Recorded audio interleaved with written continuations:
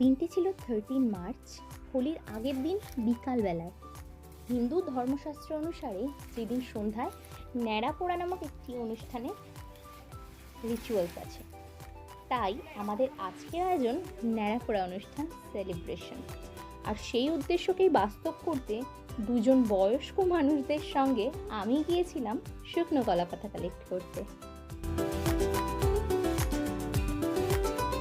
এখান থেকে বেশ কিছু পাতা পাওয়ার পর তারপর গিয়েছিলাম বাগানের আরেকটু ভিতরে, যেখানে আরো অনেক কলা গাছ ছিল এবং অনেক শুকনো কলা পাতা ছিল। পাতাগুলোকে কালেক্ট করতে করতে একটা টাইমে নিজের হাতের মধ্যেও দিয়েছিলাম, তো লাকিলি আমার হাতটা কাটেনি। তারপর রাগে পড়ে তাটাকে ছুঁড়ে ফেলে দিয়ে আর বাকি পাতাগুলোকে টেনে টেনে নামাচ্ছিলাম। আর এই যে পুচকি দুজনকে দেখছেন, ও আচ্ছা সরি, বয়স্ক দুজন মানুষকে দেখছেন, এরা দুজন কিন্তু এত বয়স হওয়া সত্ত্বেও ভীষণ পরিশ্রমী। এরা দুজন কন্টিনিউয়াসলি আমাকে হেল্প করেছে। একটা মুহূর্ত এমন যায়নি যে এরা দুজন আমার সাথ ছাড়া হয়েছে। আমি যতক্ষণ পাতাগুলোকে পেরেছি, এরা ততক্ষণ পাতাগুলোকে গুছিয়ে এক জায়গায় জড়ো করেছে। মাঝখানে একটা টাইমে এরা তো কলা পাতার বাসনা নিজেরাই পড়ে বসেছিল আদিম মানুষদের মতো। হাই, তো আমাদের সমস্ত কলা পাতা জোগাড় করা শেষ।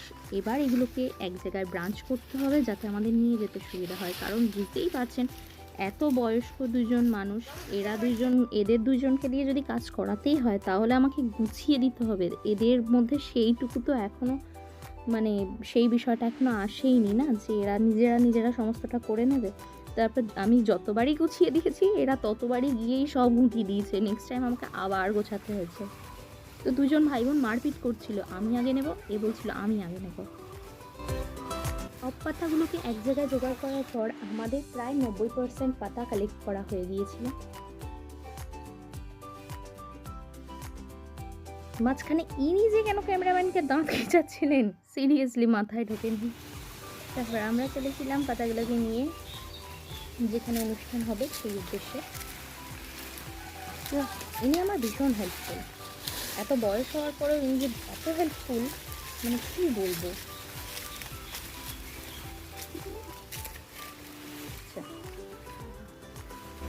দেখো এরপর আমি সবাইকে বলেছিলাম একটা একটা করে পাতাগুলোকে সম্পূর্ণরূপে পুকুরের মধ্যে ফেলতে। এরা রাস্তার মধ্যেই এনে রেখে দিয়েছে। এনাকে বলেছিলাম ধরে নিয়ে আসতে, ইনি একটা একটা করে নিয়ে আসছেন। ইনি আরেকজন লাথি মেরে পাতাটাকে পুকুরের মধ্যে ফেলে দিচ্ছেন। ইনি হচ্ছেন আমাদের বাহুবলী, যিনি সমস্ত পাতাকে একসাথে নিয়ে এসেছিলেন, এনে পুকুরের মধ্যে ছুঁড়ে ফেলে দিয়েছে। আচ্ছা, আমাদের মেইনলি ন্যাড়াটাই পুকুরের শাবল হাজির, শাবল। এরপর আমি চলো নেমে পড়ো কাজে। আর বনি চলে গিয়েছিল দুজন সাথে আমাদের ন্যাড়াটাকে বানাতে আর কি। তো এরপর শাবল দিয়ে গর্ত খোঁড়া শুরু হয়ে গেছে।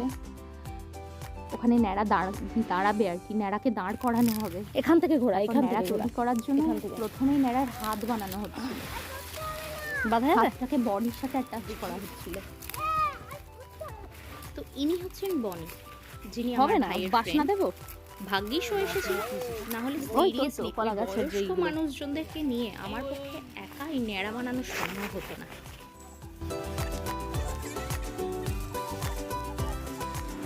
চলুন ন্যাড়া বানাতে আমি আপনাদের সাথে শেয়ার করব সেই গল্প যে কারণে ন্যাড়াপোড়া অনুষ্ঠান সেলিব্রেশন করা হয়।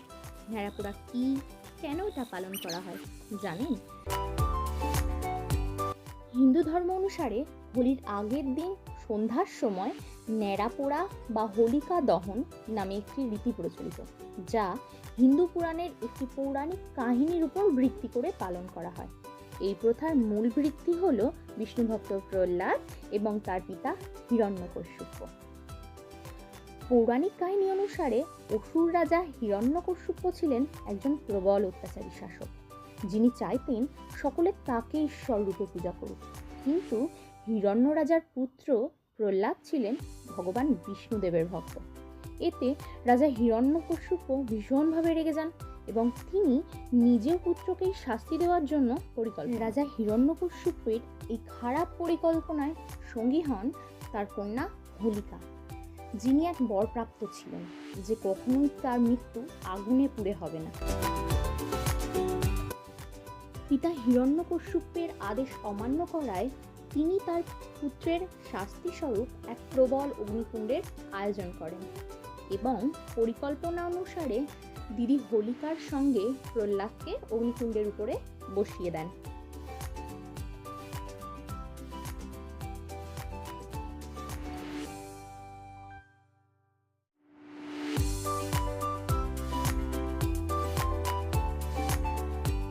যথাসময়ে সেই অগ্নিকুণ্ডে আগুন জ্বালিয়ে দেওয়া হয়। আগুন দাউ দাউ করে জ্বলতে থাকে। ভগবান বিষ্ণুদেবের কৃপায় প্রহ্লাদ থাকেন একদম অক্ষত, তার শরীরে সামান্যতম আগুনের আঁচ লাগে না। আর অপরদিকে হোলিকা, যার ওই অগ্নিকুণ্ডেই পুড়ে মৃত্যু হয়। ভগবান বিষ্ণুদেবের কৃপায় এইভাবেই হয় অশুভ শক্তির বিনাশ এবং শুভ শক্তির জয়। গল্প তো শেষ, কিন্তু এখন চলছে ন্যাড়ার চোখ, ঠোঁট, নাক, কানাকার পালা।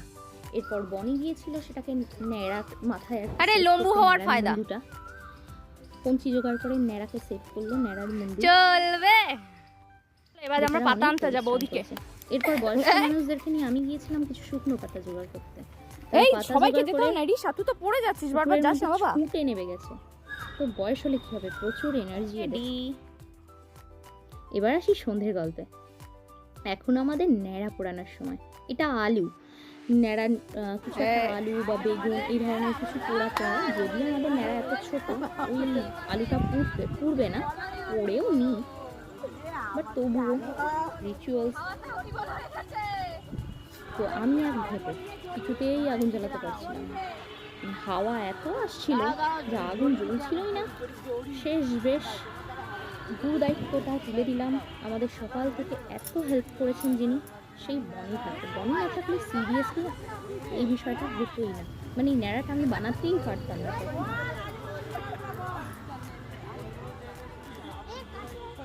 এই সাইন দিছা, এই সাইন দিছা, এই সরে।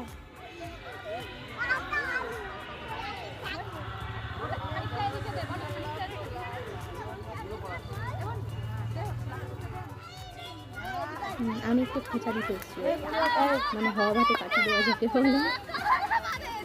ন্যাড়া ধরে উঠেছে।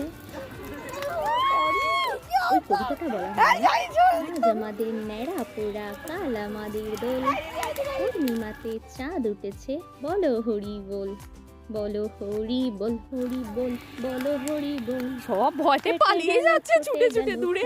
রামের ঢোল, বলো হরি বল, হরি বল, বলো হরি বল। ওদেরকে বলতে বলছিলাম একবার, ওরা তো কিছু বলছিলই না। লাস্টে আমাদের একদম ছাই। এরপর ছিল ন্যাড়ার টাকটাকে ফাটানোর পালা। দুইজন মিলে ন্যাড়ার টাক ফাটাবে কি করে, তার জন্য ইট খোঁজাখুঁজি শুরু করে দিয়েছিল। চলো আমাদের ন্যাড়া পুড়ে গেছে, টাকটাকে ফাটাবে বনি।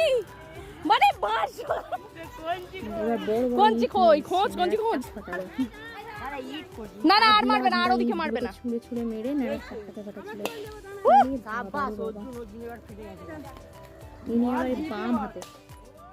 এরপরে এসেছিল আমাদের সেলিব্রেশনের পালা।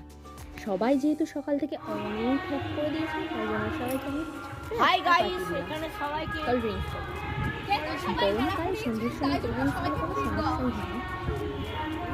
ইনি আবার কোকাতে কোনো কম করেনি, কারণ ইনার ফুড পয়জনিং হয়ে গেছিল, শুয়ে পড়েছিল সকালবেলা। তো এটা আমাদের ক্যামেরা, আমরা চিয়ার্স করলাম। আজকে আমাদের গল্প এই পর্যন্তই শেষ। দেখা হচ্ছে নেক্সট কোনো ভিডিও নিয়ে, নেক্সট কোনো মজা নিয়ে। ততক্ষণ পর্যন্ত সুস্থ থাকুন, ভালো থাকুন, টাটা।